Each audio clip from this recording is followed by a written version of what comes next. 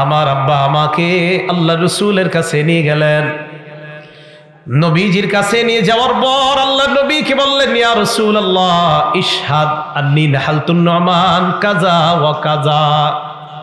ইয়া রাসূলুল্লাহ আপনি সাক্ষী থাকেন, আমি আমার সন্তান নোমানকে ওই সম্পত্তিগুলা দিছি। নবীজি বললেন, তো আমারে সাক্ষী রাখো কেন? আপনারা সাক্ষী রাখলাম যেন সমস্যা না হয়।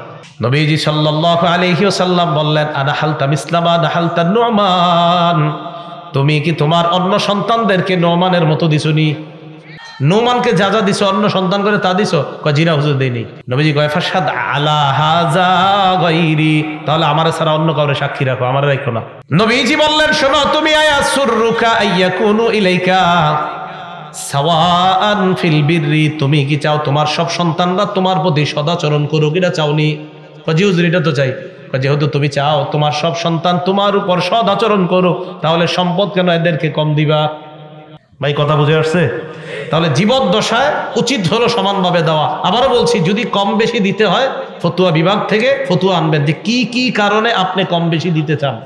হ্যাঁ, সন্তান যদি মাদকাসক্ত হয়, সন্তান যদি নেশা জাতীয় লোক হয়, তাহলে মাসালা আছে অবশ্যই, এটা মুফতি সাহেবদের কাছ থেকে জেনে নিতে হবে। 9 নম্বরটা কি বলবো? বিয়ের বয়স হলে বিয়ে করায় দেওয়া। রাসূলুল্লাহ সাল্লাল্লাহু আলাইহি সাল্লাম বলেন, তোমাদের সন্তান হইলে সুন্দর নাম রাখো। এরপরে বললেন, ইদা বালাগ, সন্তান যখন বালেগ হয়, ফালইউযাওয়িজহু, সন্তানকে বিয়ে করায়া দিবে। নবীজি বলেন, ওয়া ইন বালাগা ওয়া লাম ইউযাওয়িজহু, সন্তান বালেগ হওয়ার পর যদি বাবা বিয়ে না করায়, ফাআসাবা ইসমা, বিয়ে না করার কারণে সন্তান যদি গুনাহ করে, ফাইন্নামা ইসমুহু আলা আবি, সন্তানের এই গুনাহ বাবার উপরও যাবে। সন্তানের গুনাহ।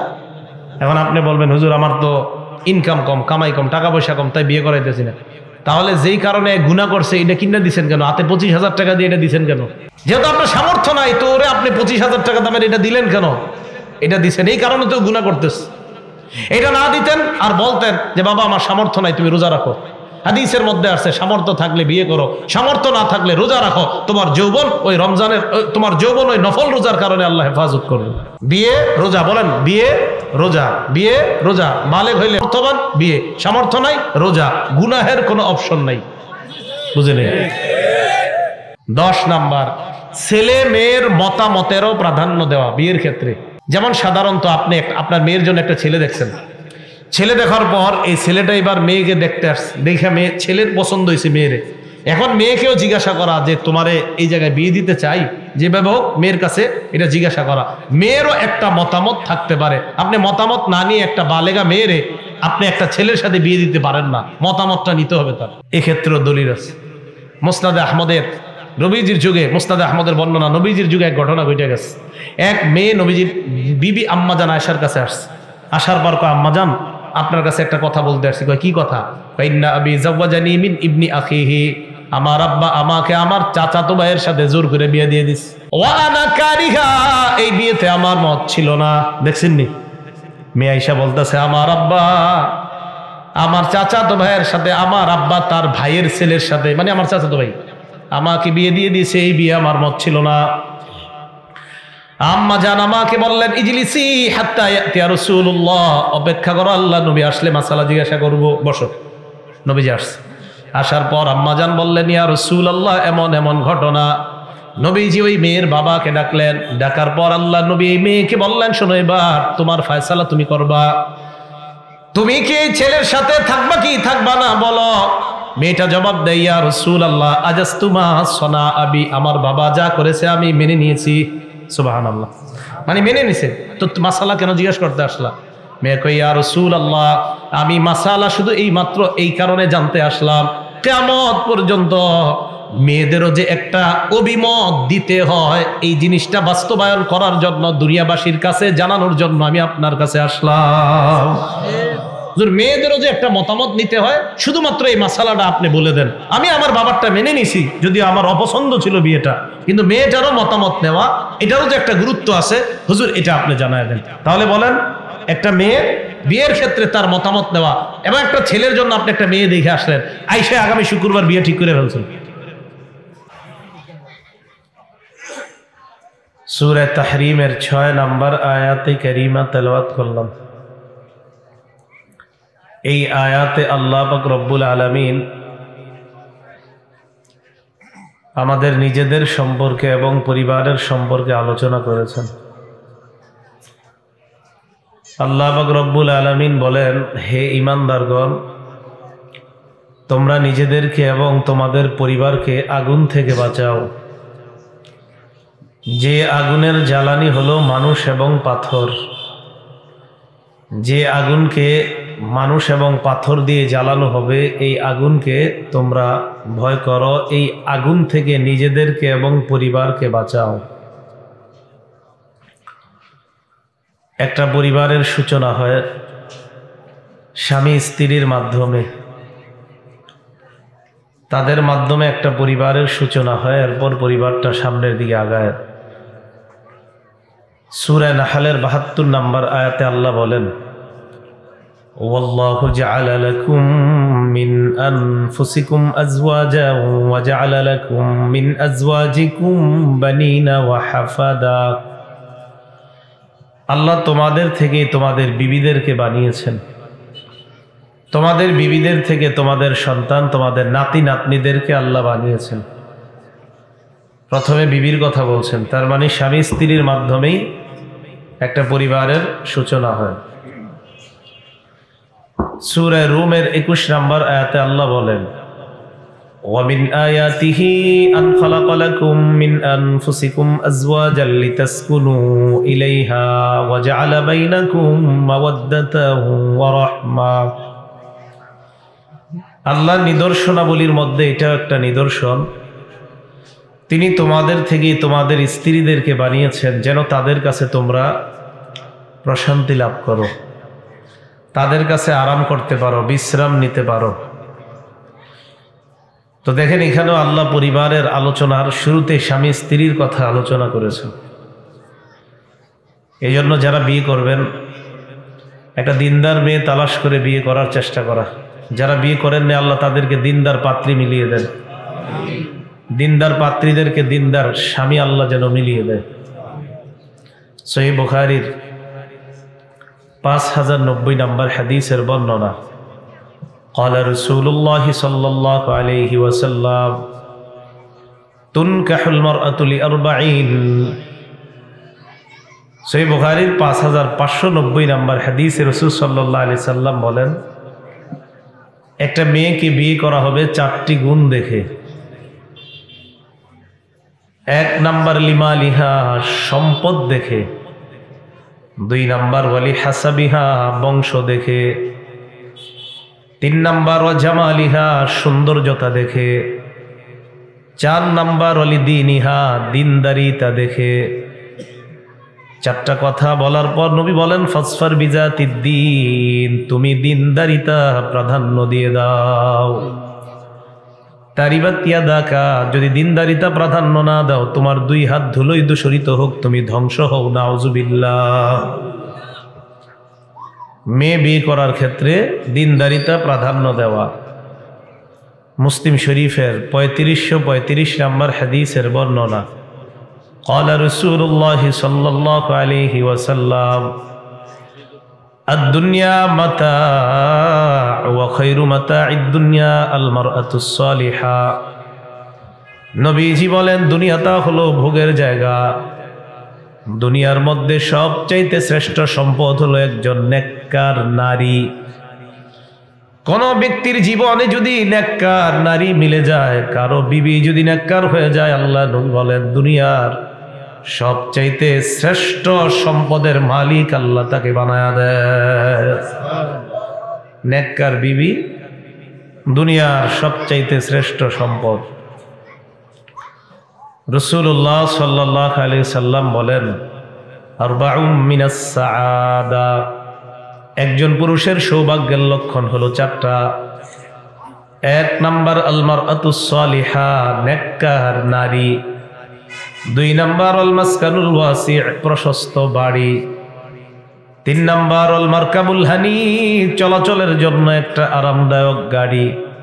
৪ নাম্বার আল জারুস সালিহ, একজন নেককার প্রতিবেশী। এক নাম্বার নেককার নারী, 2 নাম্বার প্রশস্ত বাড়ি, 3 নাম্বার আরামদায়ক গাড়ি, 4 নাম্বার নেককার প্রতিবেশী।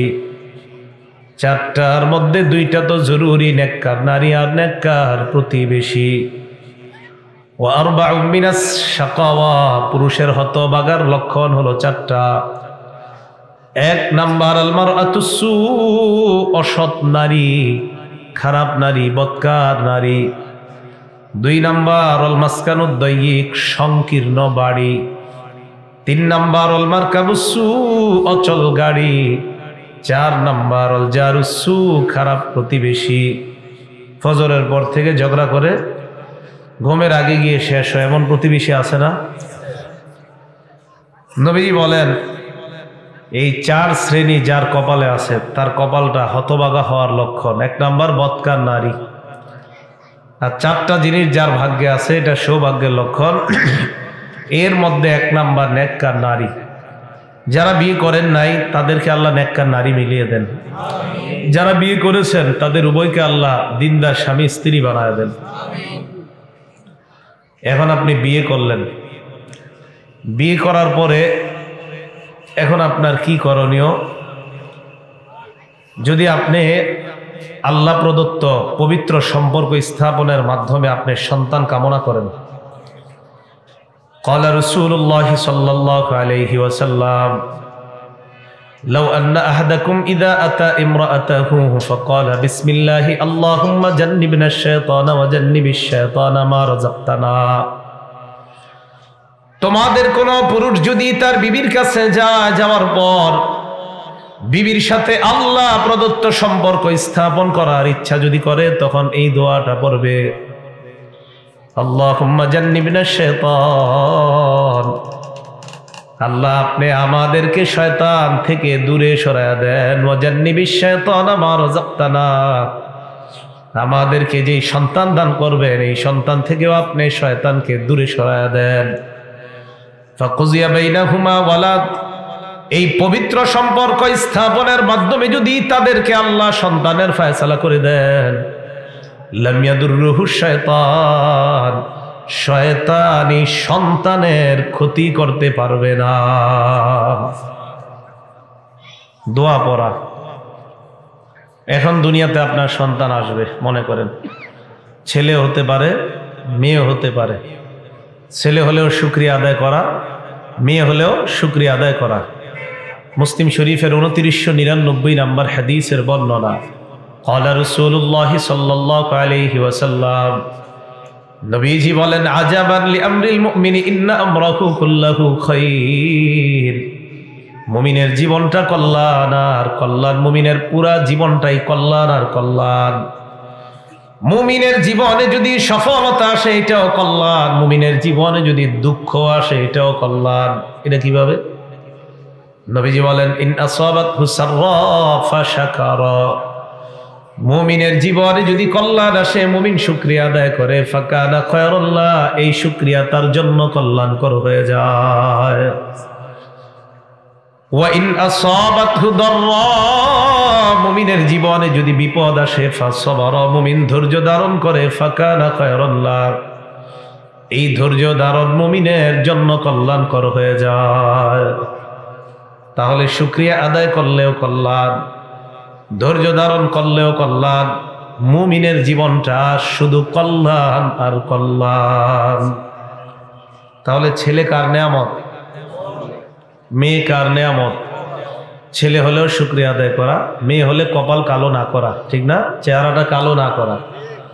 সূরা নাহলের 58 নম্বর আয়াতে আল্লাহ বলেন, ওয়া ইযা বুশিরা আহাদুহুম বিল উনসা যাল্লা ওয়াজহুহু মুসওয়াদ্দান ওয়া হুয়া কাযীম। এমন কিছু মানুষ আছে তাদেরকে যদি কন্যা সন্তানের সুসংবাদ দেওয়া হয় তাদের চেহারাগুলা কালো হয়ে যায়, কপালটা কুচকায়, মেজাজটা খারাপ হয়ে যায়। কেন? কন্যা সন্তান হয়েছে। তাহলে কন্যা হইলে চেহারা কালো করা যাবে? কন্যা কার নেয়ামত? ছেলে কার নেয়ামত? এক মেয়ে আছে কাদের এখানে? দেখি হাত তোলেন তো, হাত নামান। তাখরিজুল মুসনাদ কিতাবের নাম, 3 নম্বর খণ্ড, 294 নম্বর পৃষ্ঠা। قال رسول الله صلى الله عليه وسلم, নবীজি বলেন মান বুলিদাত লাহু ইবনাতুন, কারো যদি একটা কন্যা সন্তান হয়, ফালাম ইয়াইদহা, এই কন্যাকে যদি জীবন্ত কবর না দেয়, ওয়ালাম ইউহিনহা, কন্যাকে কন্যা বলে যদি অবজ্ঞা না করে, ওয়ালাম ইউসির ওয়ালাদাহু আলাইহা, ছেলেকে যদি মেয়ের উপর প্রাধান্য না দেয়, এর মানে ছেলেকে যদি মেয়ের চাইতে বেশি আদর না করে, নবীজি বলেন আদখালাহুল্লাহু বিহাল জান্নাহ, এই এক কন্যার কারণে ওই বাবাকে, ওই অভিভাবককে আল্লাহ জান্নাতে প্রবেশ করাবেন। দুই কন্যা কাদের আছে দেখি? দুই কন্যা না? তা আপনাদের অবস্থা আরো ভালো। তিরমিজি শরীফ 1914 নম্বর হাদিসের বর্ণনা, ক্বালা রাসূলুল্লাহ সাল্লাল্লাহু আলাইহি ওয়াসাল্লাম, নবীজি বলেন মান আলা জারিয়াতাইন, কেউ যদি দুটি কন্যা লালন পালন করে, দাখালতু আনা ওয়া হুয়াল জান্নাহ কাহাতাইন, আমি এবং ওই দুই কন্যার অভিভাবক এইভাবে পাশাপাশি জান্নাতে প্রবেশ করব।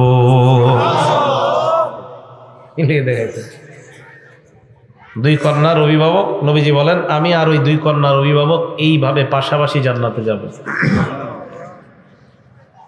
আল জামিউস সগীর একটা হাদিসের কিতাব আছে, এই কিতাবের 8083 নম্বর হাদিসের বর্ণনা, ক্বালা রাসূলুল্লাহ সাল্লাল্লাহু আলাইহি ওয়াসাল্লাম, নবীজি বলেন মা মিন মুসলিমিন তুদরিকুহু ইবনাতান, কোন মুসলমানের যদি দুটি কন্যা সন্তান হয়, ফায়ুহসিনু সুহবাতাহুমা, এই দুই কন্যাকে যদি সুন্দরভাবে লালন পালন করে, ইল্লা আদখালাতাহুল জান্নাহ, এই দুই কন্যা ওই বাবাকে জান্নাতে প্রবেশ করাবে। তিন কন্যা কাদের? আপনাদের তিন কন্যা, মাশাআল্লাহ। আস-সিলসিলাতুস সহিহা কিতাবের নাম, 1027 নম্বর হাদিস, ক্বালা রাসূলুল্লাহ সাল্লাল্লাহু আলাইহি ওয়াসাল্লাম, নবীজি বলেন মান কানা লাহু সালাসু বানাত, যার তিনটি কন্যা আছে, ফায়ুবিহিন্না, তাদেরকে যদি সুন্দরভাবে আশ্রয় দেয়, ওয়ায়ারহামুহুন্না, তাদেরকে যদি দয়া করে মায়া করে, ওয়ায়ুহসিনু ইলাইহিন্না, তাদেরকে উত্তম আচরণ করে, মেয়ে বলে কখনো অবজ্ঞা করে না, নবীজি বলেন ওয়াজাবাত লাহুল জান্নাহ আলবাত্তাতা, ওই বাবার জন্য, ওই অভিভাবকের জন্য অবধারিতভাবে আল্লাহর জান্নাত ওয়াজিব হয়ে যায়। তিন বোন আছে কাদের? তিন বোন। তিন বোনের ভাই কারা আপনারা? তিন বোনের ভাই। আপনামান সহিহুল আদাবিল মুফরাদ 59 নম্বর হাদিস, ক্বালা রাসূলুল্লাহ সাল্লাল্লাহু আলাইহি ওয়াসাল্লাম, নবীজি বলেন লা ইয়াকুনু লি আহাদিন লাহু সালাসু বানাত আও সালাসু আখাওয়াত, কারো যদি তিনজন কন্যা থাকে অথবা তিনজন বোন থাকে। কয় বোন? তিন বোন। তিন বোনকে যদি ওই ভাই সুন্দরভাবে লালন পালন করে, বাবার অভাব যদি বুঝতে না দেয়, অনেক সময় বড় ভাই বাবার স্থলাভিষিক্ত হয়ে যায়। বড় ভাই, বাবা ইনকাম করে না, বাবা বৃদ্ধ হয়ে গেছে অথবা বাবা মারা গেছে, তখন বড় ভাই বাবার দায়িত্বগুলো পালন করতে হবে। ভাই যদি তার তিন বোনকে সুন্দরভাবে লালন পালন করে, নবীজি বলেন মরবে ইল্লা দাখালাল জান্নাত, জান্নাতের মেহমান হয়ে যাবে। এক সাহাবী দাঁড়িয়ে বললেন ওয়াসিনতাইনি ইয়া রাসূলুল্লাহ, হুজুর কারো যদি দুই বোন থাকে, মনে হয় ওনার দুই বোন ছিল আর কি। নবীজি বলেন ওয়াসিনতাইন, কারো যদি দুই বোন থাকে, ওই দুই বোন তার ভাইকে জান্নাতে নিয়ে যাবে। তাহলে কন্যা হইলে চেহারা কালো করা যাবে? ছেলে দেখে মেয়ে দেখে? সূরা শুরা আয়াত নাম্বার 49-50 আল্লাহ বলেন লিল্লাহি মুলকুস সামাওয়াতি ওয়াল আরদ, আসমান জমিনের রাজত্ব আল্লাহর। ইয়াখলুকু মা ইয়াশা, আল্লাহ যা চান তা সৃষ্টি করেন। ইয়াহাবু লিমান ইয়াশাউ ইনাসা, আল্লাহ চাইলে কন্যা দান করেন। ওয়ায়াহাবু লিমান ইয়াশাউ যুকুর, আল্লাহ চাইলে ছেলে দান করেন। আও ইউযাউযুহুম যুকরানা ওয়া ইনাসা, আল্লাহ চাইলে ছেলে মেয়ে উভয়টা দান করেন। ওয়ায়াজআলু মান ইয়াশাউ আকীমা, আল্লাহ চাইলে ছেলেও দিবে না মেয়েও দিবে না, ওই নারীকে বন্ধা বানাবেন। এই ক্ষমতা একমাত্র কার? তো আপনারা অন্য জায়গায় গিয়ে সন্তান চান কেন? হ্যাঁ, ছেলে দেওয়ার মালিক কে? মেয়ে দেওয়ার মালিক? ছেলে মেয়ে কিচ্ছু হবে না, এটার মালিক। তাহলে সন্তান চাইবো কার কাছে? আল্লাহর কাছে। তো ছেলে হোক মেয়ে হোক, এটা আল্লাহর নেয়ামত, খুব মন দিয়ে শোনেন। এবার আপনার সন্তান দুনিয়াতে আসছে, সন্তান দুনিয়াতে আসার পর তাদেরকে লালন পালন করবেন। সন্তানের 12টা অধিকারের কথা মনে রাখবেন। বলেন কয়টা অধিকার? 12টা। কমায় দেন আওয়াজ। হ্যাঁ, আওয়াজটা কেমন জানি হচ্ছে। বাইরেরটা দিলে ভিতরে মানুষগুলো তো বুঝবে না। মাহফিল কি বাইরের জন্য না এদের জন্য? যদি বাইরের জন্য হয় সমস্যা নেই, তো এটাই ঠিক রাখেন, এরা না বুঝুক। আর যদি এদের জন্য হয় তাহলে ওটা কমান, এটা ঠিক রাখেন, সিদ্ধান্ত নেন। হ্যাঁ, সন্তান দুনিয়াতে আসার পর সন্তানের 12টা অধিকারের কথা মনে রাখবেন। বলেন কয়টা? বিসমিল্লাহ। খুব মনোযোগ দিয়ে কথাগুলো মুখস্থ করে নেবেন। 1 নাম্বার, ছেলে হোক মেয়ে হোক আজান দিবেন কানে। 1 নাম্বার অধিকার, ছেলে মেয়ে দুনিয়াতে যে আসুক, প্রথম অধিকার এই ছেলে এবং মেয়ে তারা আপনার কাছ থেকে আল্লাহর নামটা তাদের কানে চায়, কানে পায়। এই পাওয়াটা এটা একটা সন্তানের অধিকার। দলিল আবু দাউদ শরীফ হাদিস নাম্বার 5105 নম্বর হাদিসের বর্ণনা। উবাইদুল্লাহ ইবনে আবি আওফা অথবা উবাইদুল্লাহ ইবনে আবি রাফি' থেকে বর্ণনা, তিনি বলেন, রাআইতু রাসূলুল্লাহ সাল্লাল্লাহু আলাইহি ওয়াসাল্লাম আযানা ফি উযুনিল হাসান ইবনে আলী ইবনে আবি তালিব রাদিয়াল্লাহু তাআলা আন হিনা ওয়ালাদাতহু ফাতিমা বিসসালাহ। উবাইদুল্লাহ ইবনে আবি রাফি' বলেন,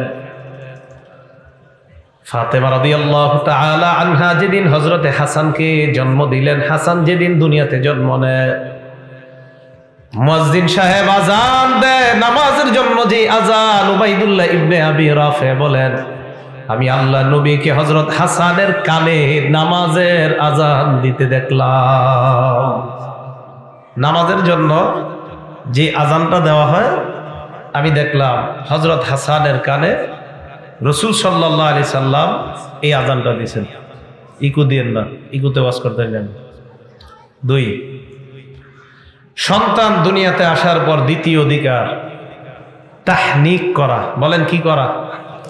তাহনিক বলা হয় আপনার সন্তান দুনিয়াতে আসার পর এই সন্তানকে এলাকার কোনো আল্লাহওয়ালা বুজুর্গের কাছে নিয়ে যাবেন, আল্লাহওয়ালা কোনো আলেমের কাছে নিয়ে যাবেন। নিয়ে যাওয়ার পর তিনি খেজুর চাবাবেন, চাবানোর পর তিনি থুতু প্রথমে সন্তানের মুখে দিবেন। এরপর ওই চাবানো খেজুরের সামান্য অংশ সন্তানের মুখের ভিতর এই উপরের তালুতে হালকা লাগাই দিবেন। এটা সন্তান আপনার কাছে পায়, এটারও দলিল আছে। সহিহ বুখারী হাদিস নাম্বার 3909 নম্বর হাদিস। আসমা বিনতে আবু বকর রাদিয়াল্লাহু তাআলা আনহা, আবু বকর সিদ্দিকের কন্যা, তিনি বলেন, আন্নাহা হামালাত বিআব্দিল্লাহ ইবনে জুবাইর রাদিয়াল্লাহু তাআলা আন। আসমা বিনতে আবু বকর রাদিয়াল্লাহু তাআলা আনহা পেটের মধ্যে যখন তার সন্তানকে তিনি ধারণ করলেন, তিনি সন্তান সম্ভবা। এই সন্তান ইসলামের ইতিহাসের একজন ঐতিহাসিক সন্তান। কেন ঐতিহাসিক একটু পরে বলতেছি। নাম হলো আব্দুল্লাহ ইবনে জুবাইর রাদিয়াল্লাহু তাআলা আন। আসমা রাদিয়াল্লাহু তাআলা আনহা বলেন, খরজতু ওয়া আনা মুতিম্মুন, আমি মদিনার দিকে রওনা করলাম, এমন অবস্থায় আমি আসন্ন প্রসবা।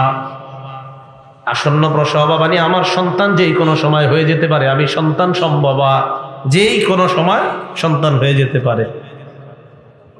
তো মদিনায় রওনা করলাম। রওনা করার পর রাস্তা দিয়ে আমি চলতে থাকলাম। আসমা বিনতে আবু বকর রাদিয়াল্লাহু তাআলা আনহা বলেন, আতাইতুল মাদিনাতা, আমি মদিনায় আসলাম। নাজালতু বিকুবা, আমি মদিনায় আসার পর কুবা নামক এলাকায় অবতরণ করলাম। কুবা নামক এলাকায় অবতরণ করার পর ফাওয়ালাদতুহু, আমি আমার সন্তান আব্দুল্লাহকে ওই কুবা নামক এলাকায় জন্ম দিলাম। ফাতাইতু বিহিন নবী সাল্লাল্লাহু আলাইহি ওয়াসাল্লাম, সন্তানকে নিয়ে আল্লাহ নবীর কাছে আসলাম। ফাওয়াদাতুহু ফি হাজরিহি, আল্লাহ নবীর কোলে আমি আমার সন্তানটাকে রাখলাম। দাআ বিতামরা, আল্লাহ নবী খেজুর আনলেন, আনার পর ফামাদাগাহা, খেজুরটা চাবাইলেন। সুম্মা তাফালা ফিহি, খেজুর চাবানোর পর আব্দুল্লাহ ইবনে জুবাইরের মুখে আল্লাহ নবী থুতু মোবারক দিয়ে দেয়। ফাকানা আউওয়ালা শাইইন দাখালা জাওফা আব্দুল্লাহ ইবনে জুবাইর রিকু রাসূলিল্লাহি সাল্লাল্লাহু আলাইহি ওয়াসাল্লাম। আব্দুল্লাহ ইবনে জুবাইর রাদিয়াল্লাহু তাআলা আনহুর পেটের মধ্যে দুনিয়ায় সর্বপ্রথম আল্লাহ নবীর থুতু মোবারক যায়। উনি দুনিয়াতে আসার পর ওনার পেটে সর্বপ্রথম যে খাদ্যটা যায় এটা হলো আল্লাহ রাসূল সাল্লাল্লাহু আলাইহি সাল্লামের থুতু মোবারক, তার পেটে সর্বপ্রথম যায়। থুতু দেওয়ার পর এরপর রাসূল সাল্লাল্লাহু আলাইহি সাল্লাম কি করলেন? সুম্মা হান্নাকাহু বিতামরা, ওই চাবানো খেজুরটার একটু অংশ নবীজি সাল্লাল্লাহু আলাইহি সাল্লাম তার মুখের ভিতরে উপরের তালুর মধ্যে একটু লাগায়া দিলেন। হাদিসের শেষে আসছে ফাকানা আউওয়ালা মাউলুদিন ফিল ইসলাম। মদিনায় মুসলমানরা যাওয়ার পর কারো সন্তান হয় না, সর্বপ্রথম মুসলমানদের মধ্যে যে সন্তানটা হয় এই সন্তানের নাম হলো আব্দুল্লাহ ইবনে জুবাইর। মদিনা যাওয়ার পর মুসলমানের কারো সন্তান হয় না। কাফেররা বলাবলি করতে লাগলো, মুসলমানরা, কুফা, নাউজুবিল্লাহ, এদের সন্তান আদি হয় না, এরা ভালো জাতি না, এরা মদিনার মধ্যে যত গজব নিয়ে আসছে, এরকম বলাবলি করতে লাগছে। তো মুসলমানের মাঝে সর্বপ্রথম যে সন্তান হয় এই সন্তানের নাম আব্দুল্লাহ ইবনে জুবাইর রাদিয়াল্লাহু তাআলা আনহু। আরেকটা উদাহরণ দেখি, বুখারী শরীফের 5467 নাম্বার হাদিস। عن أبي موسى رضي الله تعالى عنه قال ولد لي غلام। আবু মুসা রাদিয়াল্লাহু তাআলা আনহুর বর্ণনা, তিনি বলেন আমার একজন সন্তান হয়, ছেলে হয়। আতাইতু বিহিন নবী সাল্লাল্লাহু আলাইহি ওয়াসাল্লাম, আমি আমার ছেলেটাকে আল্লাহর নবীর কাছে নিয়ে আসলাম। ফাসাম্মাহু ইব্রাহিম, আমার ছেলের নাম আল্লাহর রাসূল ইব্রাহিম রেখে দিলেন। এরপর নবী খেজুর আনলেন, আনার পর সুম্মা হান্নাকা, তার মুখের মধ্যে তাহনিক করলেন। তাহনিক বলা হয় কাকে? কোন আলেম, আল্লাহওয়ালা, কোন মুহাদ্দিস বুজুর্গ খেজুর চাবাবে, চাবানোর পর প্রথম থুতু দিবে, এরপর ওই চাবানো খেজুরের একটু অংশ মুখের ভিতর মারির উপরে মারির মধ্যে লাগিয়ে দিবে। তো তাহনিক করলেন। তাহলে আমরা দুইটা দলিল পেয়ে গেলাম তাহনিকের, বুখারী শরীফের মধ্যে দুইটা দলিল আমরা জানলাম। তো তাহনিক জিনিসটা মনে থাকবে সবার? কি এই আওয়াজ হয় এরকম মাইকের? তো তাহনিক করা এটা হলো 2 নাম্বার, একটা সন্তান দুনিয়াতে আসার পর দ্বিতীয় অধিকার। অধিকার নাম্বার 3, কোন সন্তান দুনিয়াতে আসার পর অন্যরা যারা এই সন্তান দেখতে যাবে তারা এই সন্তানের জন্য বরকতের দোয়া করবে। আপনারা যারা নবজাতক দেখতে যান, এই নবজাতক আপনাদের কাছে বরকতের দোয়াটা পাও না, বরকতের দোয়া। কিন্তু এখন তো আর দোয়া করেন না, এখন তো সবাই প্রথমেই, ঠিক না? ওইটা দুনিয়াতে আসার আগেই ফেসবুকে এসে যায়, এখনো আসে নাই দুনিয়াতে, ফেসবুকে পেয়ে যাবেন আপনি। বরকতের দোয়াটা পাওয়া উচিত এই সন্তানরা, এটা আসার আগেই সন্তানটারে চিন্তা করেন, এখানে তুইলা ছেড়ে দিস। অথচ আপনার উচিত ছিল তো বরকতের দোয়া করা। 3 নাম্বার, একটা সন্তান, আত্মীয় স্বজন যারা এই ছেলেটাকে দেখতে যাবে, মেয়েটাকে দেখতে যাবে, এই মেয়ে ছেলেটা সর্বপ্রথম ওই আত্মীয়ের কাছে পাও না যে তোমরা আমাকে দেখেই বরকতের দোয়া করো। দলিল আবু দাউদ শরীফের 5106 নম্বর হাদিস। আনা আয়েশা সিদ্দিকা রাদিয়াল্লাহু তাআলা আনহা قالت كان رسول الله صلى الله عليه وسلم يؤتى بالصبيان। আল্লাহ নবীর কাছে বাচ্চাদেরকে আনা হতো, ফায়াদউ লাহুম বিল বারাকা, আল্লাহ নবী ওই বাচ্চাদের জন্য বরকতের দোয়া করতেন।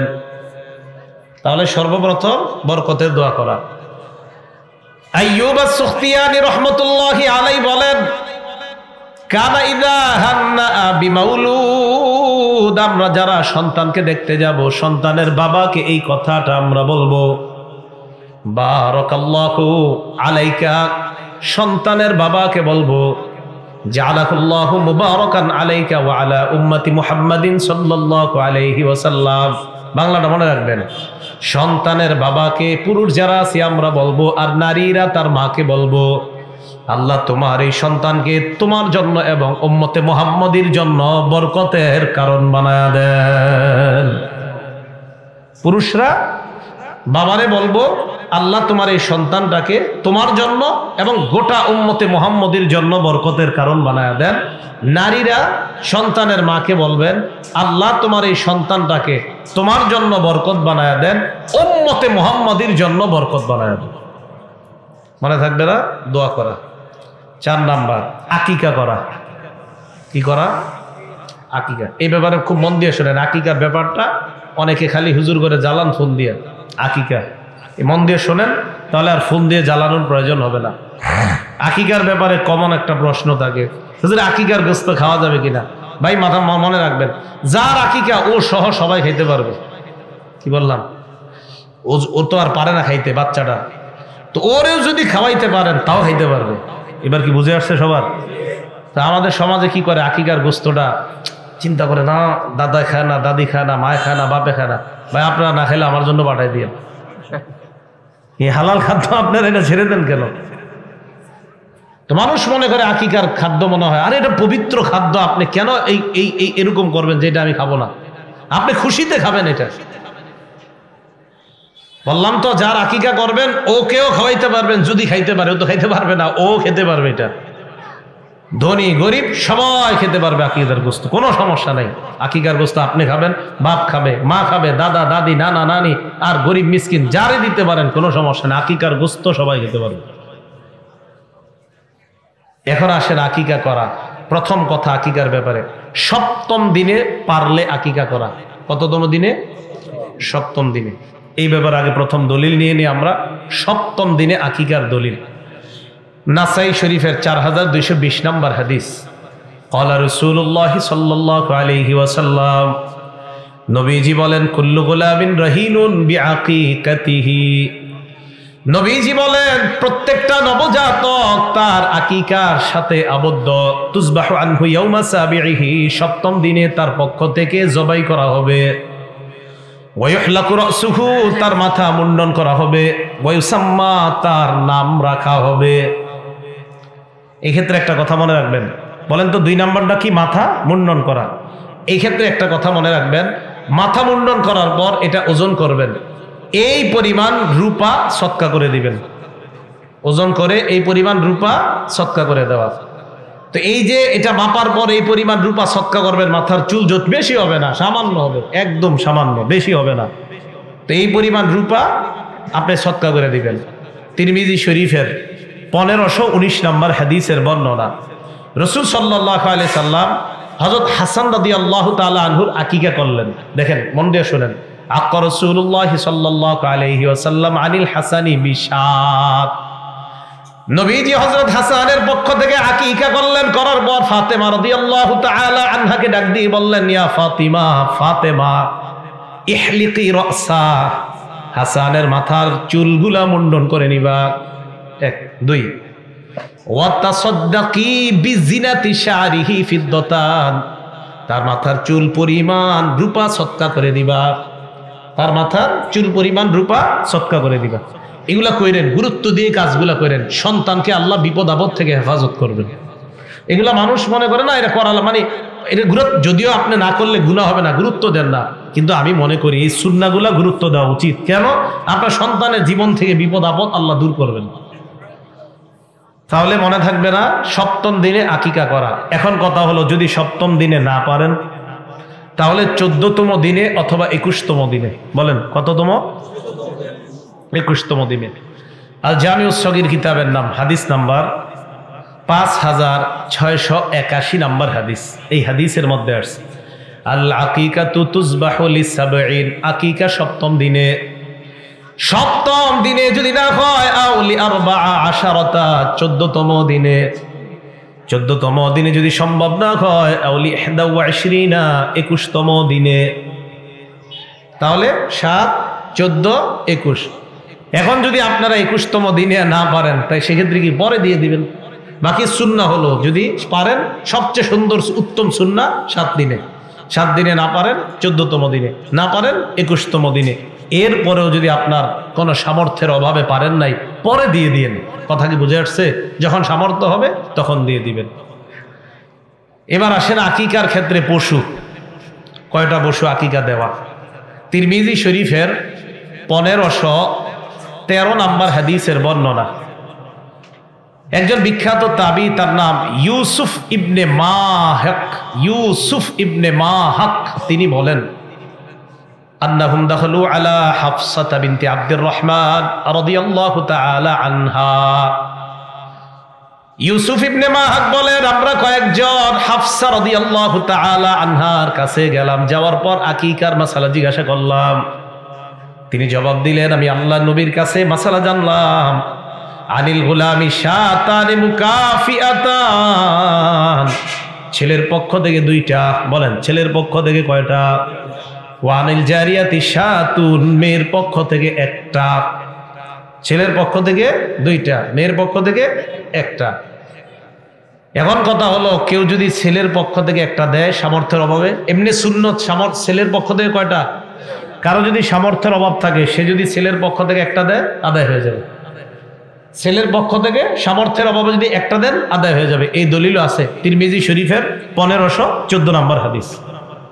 রাসূলুল্লাহ সাল্লাল্লাহু আলাইহি সাল্লাম আক্কা রাসূলুল্লাহ সাল্লাল্লাহু আলাইহি ওয়াসাল্লাম আনিল হাসানি বিশাত। নবীজি হযরত হাসান রাদিয়াল্লাহু তাআলা আনহুর পক্ষ থেকে 1টা পশু দিয়ে আকিকা করছে। কয়টা?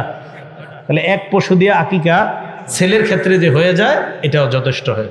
ভাই মনে থাকবে কথাগুলা। সুন্নাহ ছেলের পক্ষ থেকে কয়টা? 2টা। যদি সামর্থ্যের অভাব হয় তাহলে কয়টা দিলে হবে? 1টা দিলে হবে। তিরমিজি শরীফের 1515 নম্বর হাদিসের বর্ণনা। রাসূল সাল্লাল্লাহু আলাইহি সাল্লাম বলেন, মাল গুলামি আকিকা, দুনিয়ার যত নবজাতক দুনিয়াতে আসে প্রত্যেকের সাথে একটা আকিকা থাকে। ফাহরিকু আনহু দামা, ওই সন্তানের পক্ষ থেকে তোমরা রক্ত প্রবাহিত করো। ওয়া আমিতু আনহুল আযা, রক্ত প্রবাহিত করার মাধ্যমে তার থেকে কষ্টগুলা দূর করে দাও। দেখেন কি বলছে, কষ্ট দূর করে দাও। তার মানে আকিকার মাধ্যমে ওর অনেক বালা মুসিবত দূর হয়। এখন আসেন, ছেলের জন্য যে আকিকাটা দিবেন আর মেয়ের জন্য রিদা দিবেন, বলেন তো ছেলের জন্য যে পশুটা দিবেন, এই পশুটা ছেলে হবে না মেয়ে হবে? ছেলের জন্য যে পশুটা দিবেন, মানে এটা কি নর হবে না মাদি হবে? হ্যাঁ, ছেলের জন্য যেটা দিবেন ছেলে হবে। বলেন কি হবে? মেয়ের জন্য মেয়ে হবে নাকি এরকমই? হ্যাঁ, বকরি। ছেলের জন্য বকরি, তো মেয়ের জন্য বকরা। কি ছেলে ছেলে মেয়ে, মানে ছেলের জন্য কি বকরির মধ্যে ছেলে মেয়ে আছে না? বকরির মধ্যে। এখন ছেলের জন্য কি আর মেয়ের জন্য একই? তাহলে শোনেন, হাদিস শোনেন। তিরমিজি শরীফের 1516 নম্বর হাদিস। এটা কেন বললাম? এটাও জিজ্ঞাসা করেন অনেকে, হুজুর ছেলের জন্য যে প্রাণীটা দিব, এটা কি নর হবে না মাদি, মানে এটা কি ছেলে হবে না মেয়ে হবে এরকম প্রাণীটা? তো কথা হলো, আমরা ছোটবেলা থেকে জানছি ছেলের জন্য যেটা দিব এটা যেন ছেলে হয়, মেয়ের জন্য যেটা এটা যেন হাসি হয়, আপনার মেয়ে হয় এরকম। এখন হাদিস কি বলে দেখি। তিরমিজি শরীফের 1516 নম্বর হাদিস। উম্মু কুরস, এক সাহাবিয়ার নাম। কি নাম? উম্মে কুরস। তিনি বলেন, সালতুন নবী সাল্লাল্লাহু আলাইহি ওয়াসাল্লাম আনিল আকিকা, আমি আল্লাহ নবীকে আকিকার ব্যাপারে মাসালা জানতে চাইলাম। আল্লাহ নবী বললেন, পুরুষের পক্ষ থেকে 2টা, নারীর পক্ষ থেকে 1টা। এরপর আল্লাহ নবী বলেন, লা ইয়াদুররুকুম যুকরানান কুন্না আম ইনাসা, শোনো তোমরা যে পশুটা আকিকা করবা, ছেলে হোক আর মেয়ে হোক, পশু যেটাই করবা এটা ছেলে হোক আর মেয়ে হোক কোনো সমস্যা নাই। পশুটা ছেলে হোক আর মেয়ে হোক কোনো সমস্যা নাই। তাহলে ছেলের জন্য যে আকিকা দিব, পশু ছেলে হোক মেয়ে হোক সমস্যা নাই। মেয়ের জন্য যে আকিকা দিব, পশুটা ছেলে হোক আর মেয়ে হোক এটা সমস্যা নাই। মেয়ের জন্য পশু হবে 1টা, ছেলের জন্য পশু হবে 2টা। মনে থাকবে তো? পশু ছেলে মেয়ে হোক সমস্যা নাই, ছেলের জন্য 2টা, মেয়ের জন্য 1টা। এই হলো আকিকার ক্ষেত্রে আপনার মোটামুটি আমরা যে বিষয়গুলো জানলাম। তাহলে আকিকা 7ম দিনে করা, না পারলে 14তম দিনে, না পারলে 21তম দিনে। আকিকা ছেলের পক্ষ থেকে 2টা, মেয়ের পক্ষ থেকে 1টা। ছেলে মেয়ের উভয়ের পক্ষ থেকে যে পশুটা জবাই করব আমরা, ওই পশু ছেলে হোক মেয়ে হোক কোনো সমস্যা নাই। এরপর যে বিষয়টা আমরা জানলাম আকিকার ক্ষেত্রে যে গোস্ত, এই গোস্ত সবাই খেতে পারবে, আল্লাহ বোঝার তৌফিক দান করেন। এগুলো সন্তানের 4র্থ অধিকার আকিকা করা। 5 নাম্বার অধিকার সুন্দর নাম রাখা। বলেন কি রাখা? সুন্দর নাম রাখা। বাইহাকি শরীফের 11 নম্বর খণ্ড 133 নম্বর পৃষ্ঠা। আর আব্দুল্লাহ ইবনে আব্বাস রাদিয়াল্লাহু তাআলা আনহু قال, আব্দুল্লাহ ইবনে আব্বাস রাদিয়াল্লাহু তাআলা আনহুমার বর্ণনা, তিনি বলেন, কুলনা ইয়া রাসূলুল্লাহ ক্বাদ আলিমনা হাক্কাল ওয়ালিদ ফামা হাক্কুল ওয়ালাদি ইয়া রাসূলুল্লাহ। আব্দুল্লাহ ইবনে আব্বাস বলেন, আমরা আল্লাহর নবীর কাছে জানতে চাইলাম, ইয়া রাসূলুল্লাহ, বাবার অধিকার আমরা জানি, কিন্তু সন্তানের অধিকার কি আপনার কাছে জানতে চাই। নবীজি বললেন, সন্তানের অধিকার হলো আইয়ুহসিনা ইসমা ওয়া ইউহসিনা আদাবা। একজন বাবার জন্য দায়িত্ব হলো সন্তানের সুন্দর একটা নাম রাখা, সন্তানকে আদব শিক্ষা দেওয়া। বাবার জন্য দায়িত্ব সন্তানের সুন্দর একটা নাম রাখা। তাহলে একটা সন্তান দুনিয়াতে আসার পর 5 নাম্বার অধিকার আমার আপনার কাছ থেকে সন্তান সুন্দর একটা নাম পাও না। আগের আওয়াজটাই ঠিক আছে, একটু আগে যেটা ছিল খালি গুতায় বসে বসে। 5 নাম্বার সন্তানের একটা সুন্দর নাম রাখা। 6 নাম্বার সন্তানকে ইমানি তরবিয়ত শিক্ষা দেওয়া। বলেন কি শিক্ষা দেওয়া? শিক্ষা দেওয়া সন্তানকে ইমানি তরবিয়তের মধ্যে শ্রেষ্ঠ শিক্ষার নাম নামাজ। বলেন ইমান, ইমান তো আপনার মুসলমান সন্তান, তো শ্রেষ্ঠ তরবিয়ত সন্তানের নামাজ। বলেন সবাই কি? নামাজ। 7 বছর বয়স হওয়ার আগে থেকেই এই সন্তান যেন নামাজ পড়ে। ঘরের মধ্যে আপনি আর আপনার বিবি এমন একটা পরিবেশ তৈরি করা যেন আপনার সন্তান আপনাদেরকে দেখেই এই সন্তান নামাজ শিখতে পারে, এটার প্রতি অভ্যস্ত হয়ে যেতে পারে। এই জন্য আপনারা নিজেরা আগে ঘরের মধ্যে ঠিক হওয়া। আবু দাউদ শরীফের 493 নাম্বার হাদিস, 495 নাম্বার হাদিসের বর্ণনা।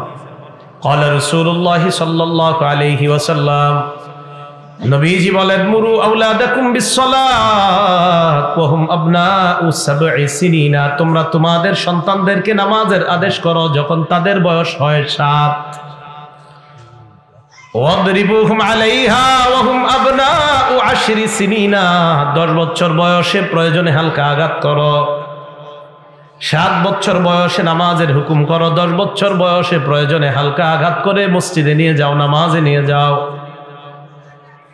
ওয়াফাররিকুহুম বাইনাল মাদাজি'i, সন্তানদের বিছানা আলাদা করে দাও। ওয়াফাররিকু বাইনাহুম ফিল মাদাজি'i, সন্তানদের বিছানা আলাদা করে দাও। এটাও গুরুত্ব দিন। ওয়াফাররিকু বাইনাহুম ফিল মাদাজি'i, সন্তানদের বিছানা আলাদা করে দাও। আবু দাউদ শরীফে 4018 নম্বর হাদিসের বর্ণনা। নবীজি বলেন, লা ইয়ানজুরুর রাজুলু ইলার রাজুলি ইলা উরিয়াতির রাজুলি, কোন পুরুষ অন্য কোন পুরুষের লজ্জাস্থানের দিকে তাকাবে না। ওয়ালাল মারআতু ইলা উরিয়াতিল মারআ, কোন নারী অন্য কোন নারীর লজ্জাস্থানের দিকে তাকাবে না। এরপরে কি কয় দেখেন, ওয়ালা ইউফজির রাজুলু ইলার রাজুলি ফি সাওবিন ওয়াহিদ, এক পুরুষ আরেক পুরুষের সাথে এক কাঁথা এক কম্বলের নিচে ঘুমাবে না।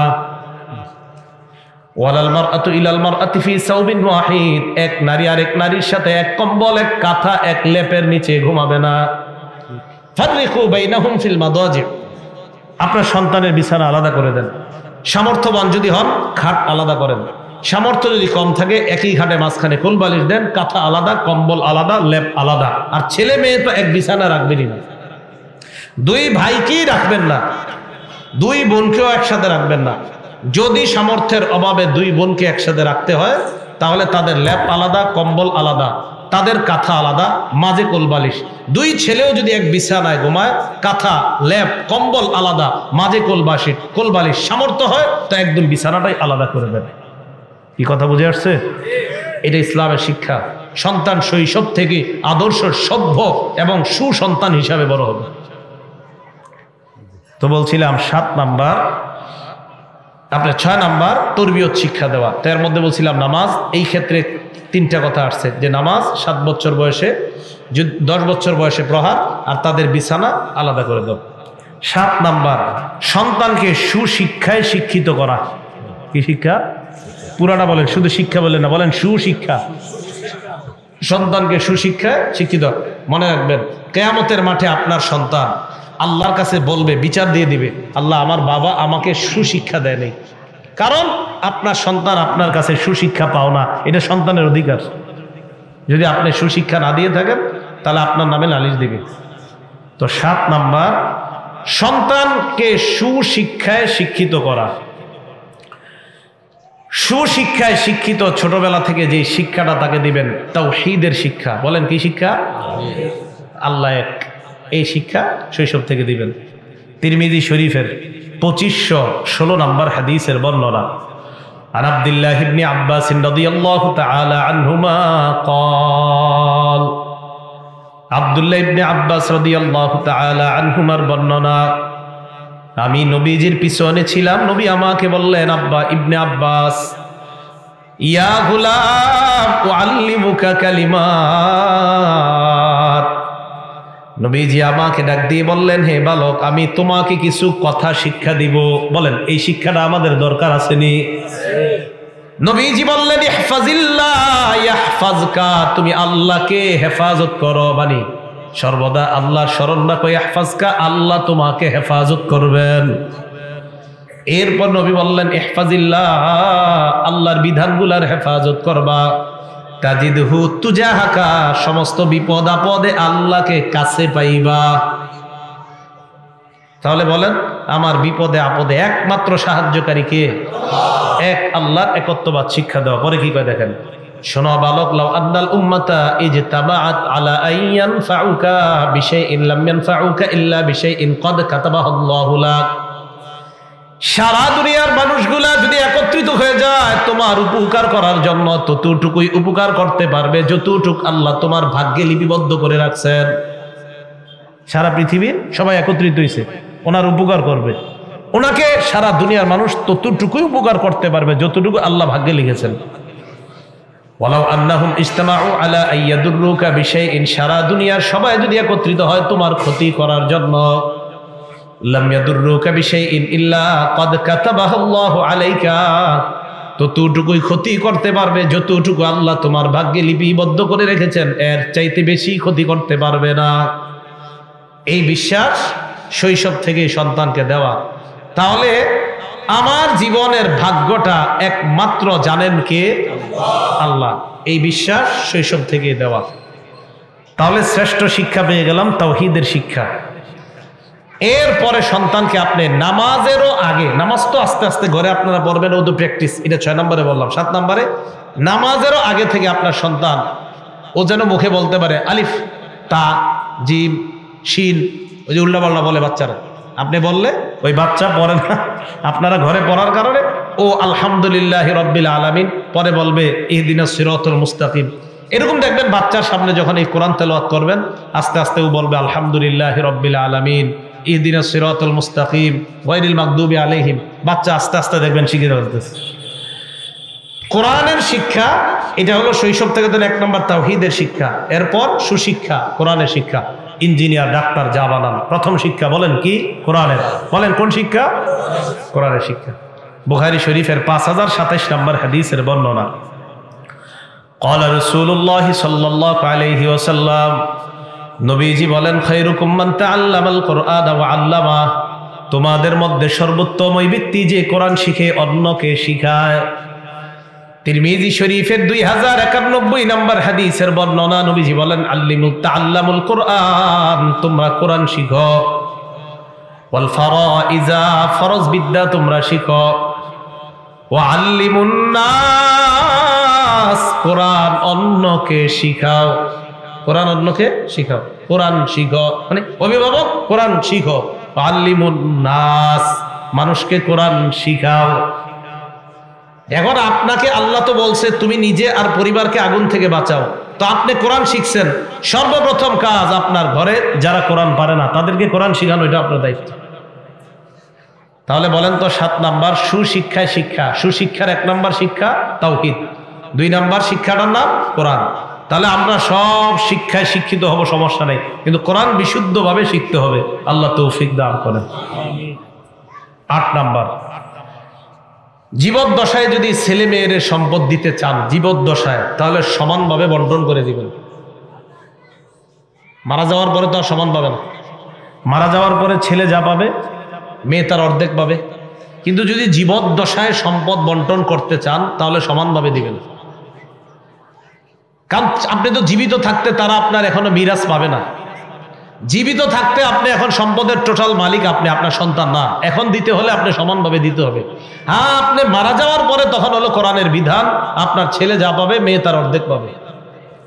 কিন্তু জীবদ্দশায় যদি দিতে চান তাহলে সমানভাবে দেওয়া হাফ। মুফতি সাহেবদের কাছে মাসালা জিজ্ঞাসা করবেন যখন, যে আমি যদি আমার কোনো সন্তানকে একটু বেশি দিতে চাই দেওয়া যাবে কিনা, তখন মুফতি সাহেবরা বলবেন কোনো সন্তান যদি খারাপ হয় কোনো সন্তান ভালো হয়, চাইলে এক্ষেত্রে আপনি ওই ভালো সন্তানকে খারাপ সন্তানের দিকে লক্ষ্য করে যে ওরে যদি আমি সম্পদ দিই ও মাদকের পিছনে মদের পিছনে এই সম্পদ শেষ করে ফেলবে, এক্ষেত্রে ভালো সন্তানকে কিছু বেশি দেওয়াটা এটা বাবার জন্য দোষণীয় না, এটা বাবার জন্য দোষণীয় না। হ্যাঁ, যদি 4 জন সন্তান সবাই মাশাআল্লাহ ভালো সন্তান, এই 4 জনের মধ্যে আপনি আবার একজনকে বেশি দিবেন কি কারণে, তো সেক্ষেত্রে আপনি যদি ইচ্ছা করে বেশি দেন তো এই ক্ষেত্রে কিন্তু আপনি এটা ঠিক করলেন না, কারণ আপনি এখনো দুনিয়াতে আছেন, এখনো তারা আপনার মিরাজ পায় না। আপনি মারা যাওয়ার পরে মিরাজের মাসালা মনে রাখবেন, মারা যাওয়ার আগে মিরাজের মাসালা হবেই না, মারা যাবেন তখন মিরাজ কোরআন হাদিসের মাসালা হবে। তো জীবদ্দশায় যদি দিতে চান উচিত হলো সমভাবে দেওয়া। হ্যাঁ, এরপরেও যদি কোনো সন্তানকে একটু বেশি আর কম দিতে চান তাহলে কোনো ফতুয়া বিভাগ থেকে ফতুয়া আনবেন যে হুজুর আমি এই কারণে আমার অমুক সন্তানকে একটু বেশি দিতে চাই আর অমুককে একটু কম দিতে চাই, এটা দেওয়া যাবে কিনা। মুসলিম শরীফের 1623 নম্বর হাদিসের বর্ণনা, নু'মান ইবনে বাশির রাদিয়াল্লাহু তাআলা আনহুর বর্ণনা, তিনি বলেন আমার আব্বা বশির রাদিয়াল্লাহু তাআলা আন, খুব মন দিয়ে শুনেন হাদিসটা, নু'মান ইবনে বাশির তিনি বলেন আমার আব্বা বশির রাদিয়াল্লাহু তাআলা আন আমাকে নিয়ে নবীজির কাছে গেলেন। বাবার নাম বশির, বাবার নাম, ছেলের নাম নু'মান। তো বলতেছেন ইনতালাকা বি আবি ইলান নবী সাল্লাল্লাহু আলাইহি ওয়াসাল্লাম ইয়াহমিলুনি, আমার আব্বা আমাকে আল্লাহর রাসূলের কাছে নিয়ে গেলেন। নবীজির কাছে নিয়ে যাওয়ার পর আল্লাহর নবীকে বললেন ইয়া রাসূলুল্লাহ ইশহাদ আন্নী নাহালতুন নু'মান কাযা ওয়া কাযা, ইয়া রাসূলুল্লাহ আপনি সাক্ষী থাকেন আমি আমার সন্তান নু'মানকে ওই সম্পত্তিগুলা দিছি। হুজুর আমি আমার ছেলে নু'মানকে ওই সম্পদগুলা দিয়ে দিছি। নবীজি বললেন তো আমারে সাক্ষী রাখো কেন? আপনারা সাক্ষী রাখলাম যেন সমস্যা না হয়। নবীজি সাল্লাল্লাহু আলাইহি ওয়াসাল্লাম বললেন আনা হালতা মিসলামা নাহালতা নু'মান, তুমি কি তোমার অন্য সন্তানদেরকে নু'মানের মতো দিছনি? তুমি যে নু'মানরে এত সম্পদ দিলা অন্য সন্তানদেরকে দিছো, আর নাহালতা মিসলামা নাহালতা নু'মান, নু'মানকে যা যা দিছো অন্য সন্তান করে তা দিছো? কয় জি না হুজুর দেইনি। নবীজি কয় ফাশহাদ আলা হাযা গায়রি, তাহলে আমারে ছাড়া অন্য কাউরে সাক্ষী রাখো, আমারে রাখো না। আবার বুঝেন, তুমি তোমার সন্তান নু'মানরে কি দিছো? কয় ওই সম্পদ দিছি। অন্য সন্তানদেরকে দিছো? কয় না। তো আমারে সাক্ষী রেখো না, অন্য কাউরে সাক্ষী রাখো। নবীজি বললেন শোনো, তুমি আয়াসুররুকা আইয়াকুনু ইলাইকা সাওয়াআন ফিল বিররি, তুমি কি চাও তোমার সব সন্তানরা তোমার প্রতি সদাচরণ করুক, এটা চাওনি? কয় জি হুজুর এটা তো চাই। যেহেতু তুমি চাও তোমার সব সন্তান তোমার উপর সদাচরণ করুক, তাহলে সম্পদ কেন এদেরকে কম দিবা? 4 সন্তান 5 সন্তান তোমার প্রতি সদাচরণ করুক, যেহেতু তুমি সমানভাবে চাও তো সম্পদ সমানভাবে দিবা না কেন? আবার বুঝেন, তুমি যেহেতু চাও তোমার সন্তানরা সমানভাবে তোমার সেবা করুক, এটা সমানভাবে চাও তো সম্পদ কেন সমান দিবা না? ভাই কথা বুঝে আসছে? তাহলে জীবদ্দশায় উচিত হলো সমানভাবে দেওয়া। আবারও বলছি, যদি কম বেশি দিতে হয় ফতুয়া বিভাগ থেকে ফতুয়া আনবেন যে কি কি কারণে আপনি কম বেশি দিতে চান। কথাটা মনে থাকবে না ইনশাআল্লাহ? এ হলো 8 নাম্বার। তাহলে 8 নাম্বার মূল অধিকারটা হলো সন্তান আপনার থেকে প্রাপ্য অধিকারটা পায়, সম্পদের যে প্রাপ্য অধিকার ওইটা পায়। হ্যাঁ, সন্তান যদি মাদকাসক্ত হয়, সন্তান যদি নেশা জাতীয় লোক হয়, তাহলে মাসালা আছে অবশ্যই, এটা মুফতি সাহেবদের কাছ থেকে জেনে নিতে হবে। 9 নাম্বারটা কি বলবো? বিয়ের বয়স হলে বিয়ে করায় দেওয়া। বিয়ের বয়স হলে কি করায় দেওয়া? হ্যাঁ, এটা সন্তান আপনার কাছে পায়। হাদিসটা শুনেন, রাসূলুল্লাহ সাল্লাল্লাহু আলাইহি সাল্লাম বলেন, তোমাদের সন্তান হইলে সুন্দর নাম রাখো। এরপরে বললেন, ইদা বালাগা, সন্তান যখন বালেগ হয়, ফালইউযাওবিজহু, সন্তানকে বিয়ে করায়া দিবে। নবীজি বলেন, ওয়া ইন বালাগা ওয়া লাম ইউযাওবিজহু, সন্তান বালেগ হওয়ার পর যদি বাবা বিয়ে না করায়, আবার বলছি, সন্তান বালেগ হওয়ার পর যদি বাবা বিয়ে না করায়, ফাআসাবা ইসমা, বিয়ে না করার কারণে সন্তান যদি গুনাহ করে, ফাইন্নামা ইসমুহু আলা আবি, সন্তানের এই গুনাহ বাবার উপরও যাবে। সন্তানের গুনাহ। এখন আপনি বলবেন, হুজুর আমার তো ইনকাম কম, কামাই কম, টাকা পয়সা কম, তাই বিয়ে করাইতেছি না। তাহলে যেই কারণে গুনাহ করছে এটা কিনে দিচ্ছেন কেন? হাতে 25,000 টাকা দিয়ে এটা দিচ্ছেন কেন? হ্যাঁ, যেহেতু আপনার সামর্থ্য নাই, তো ওরে আপনি 25,000 টাকা দামের এটা দিলেন কেন? এটা দিচ্ছেন এই কারণে তো গুনাহ করতেছে। এটা না দিতেন আর বলতেন যে বাবা আমার সামর্থ্য নাই, তুমি রোজা রাখো। হাদিসের মধ্যে আছে সামর্থ্য থাকলে বিয়ে করো, সামর্থ্য না থাকলে রোজা রাখো। তোমার যৌবন ওই রমজানের, তোমার যৌবন ওই নফল রোজার কারণে আল্লাহ হেফাজত করবে। তাহলে বলেন বিয়ে রোজা, বলেন বিয়ে রোজা, বিয়ে রোজা। বালেগ হইলে অর্থবান বিয়ে, সামর্থ্য নাই রোজা, গুনাহের কোনো অপশন নাই। বুঝে নেই? তাহলে বালেগ হওয়ার পরে হয়তো বিয়ে, যে সামর্থ্য নাই তো রোজা, কিন্তু গুনাহের অপশন নাই। যদি গুনাহ করে তো বাপরে ধরবে আল্লাহ, তুমি কেন গুনাহের জিনিস কিনে দিলা। তো 9 নাম্বার, বালেগ হলে বিয়ে করায় দেওয়া। কথাগুলো গুরুত্ব সহকারে নেবেন। 10 নাম্বার, ছেলে মেয়ের মতামতেরও প্রাধান্য দেওয়া বিয়ের ক্ষেত্রে। ছেলে মেয়ের মতকে গুরুত্ব দেওয়া বিয়ের ক্ষেত্রে। যেমন সাধারণত আপনি আপনার মেয়ের জন্য একটা ছেলে দেখছেন, ছেলে দেখার পর এই ছেলেটা এবার মেয়েকে দেখতে আসছে, দেখে মেয়ে ছেলের পছন্দ হয়েছে মেয়েরে। এখন মেয়েকেও জিজ্ঞাসা করা যে তোমারে এই জায়গায় বিয়ে দিতে চাই, যেভাবে হোক মেয়ের কাছে এটা জিজ্ঞাসা করা। মেয়েরও একটা মতামত থাকতে পারে। আপনি মতামত না নিয়ে একটা বালেগা মেয়েরে আপনি একটা ছেলের সাথে বিয়ে দিতে পারেন না, মতামতটা নিতে হবে তার। এক্ষেত্রেও দলিল আছে। মুসনাদে আহমদের, নবীজির যুগে মুসনাদে আহমদের বর্ণনা, নবীজির যুগে এক ঘটনা ঘটে গেছে। এক মেয়ে নবীজির বিবি আম্মাজান আয়েশার কাছে আসছে। আসার পর কয়, আম্মাজান আপনার কাছে একটা কথা বলতে আসছি। কয় কি কথা? ইন্না আবি যাওয়াজানি মিন ইবনি আখিহি, আমার আব্বা আমাকে আমার চাচাতো ভাইয়ের সাথে জোর করে বিয়ে দিয়ে দিস। ওয়া আনা কারিহা, এই বিয়েতে আমার মত ছিল না। দেখছেন নি?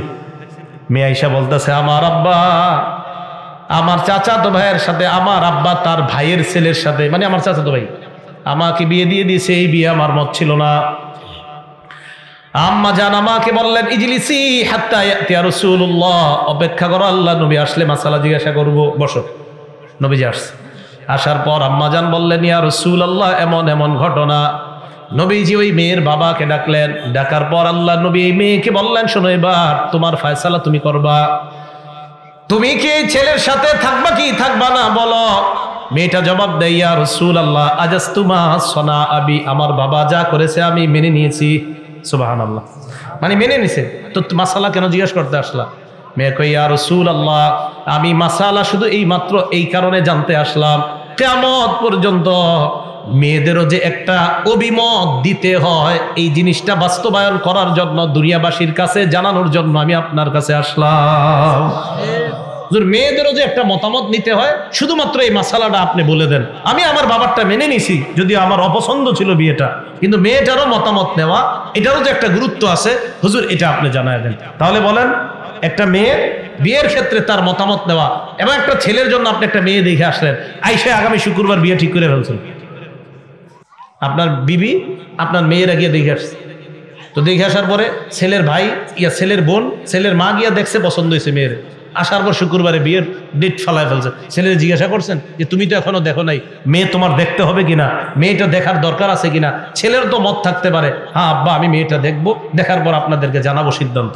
আপনি সিদ্ধান্ত না জেনেই বাস বলে ফেললেন, তুই যদি বিয়ে না করস আমার মরামুখ দেখবি, মানে কি? তাহলে 10 নাম্বার, বিয়ের ক্ষেত্রে সন্তানের মত এটার গুরুত্ব দেওয়া। আবার সন্তানরা আপনার আবার এরকম বুঝেন না একজনে পছন্দ করছেন এটা আবার গুনাহ। এটা কি? হ্যাঁ গুনাই তো। আপনি কলেজের একজনে পছন্দ করে রাখছেন, এবার মাথায় এটারই রাখছেন, এটা কিন্তু আবার গুনাহ। এই মত মানে এরকম না যে একজনে পছন্দ করে রাখছেন বাস এটাই মাথায় নিয়ে বসে রয়েছেন। এটা তো আপনি দেমাগের জিনা, চোখের জিনা, কানের জিনা সার্বক্ষণিক করতেছেন, এটা না কিন্তু।